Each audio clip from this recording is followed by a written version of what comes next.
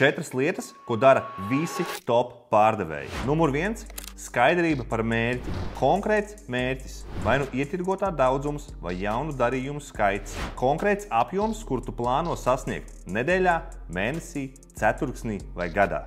Numur 2. Mērķis tiek saskaldīts konkrētās aktivitātēs. Cik daudz zvani tev ir jāveic? Cik daudz tikšanās tev ir jāveic?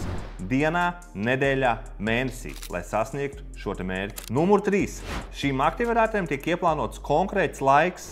Nav tādas situācijas, kad man nesanāca laika. Nē, tev vienmēr ir ieplānots konkrēts laiks aktivitātēm. Visam citam tiek pateikts nē. Numur 4. Patiesībā svarīgākais – darbība. Tātad konkrēta darbība katru dienu. Mērķiecīga virzīšanās pretī mērķim. Maziem solīšiem, jo katras dienas mazie soļi beigās tev novad pie liela rezultāta. Vienmēr uzstādi sev mērķi un vienkārši mērķiecīgi ej uz to. Un aizsūti šo te draugam vai ietrago viņu, kuram ir jāsaka to, ka viņam ir jāuzstāda mērķis.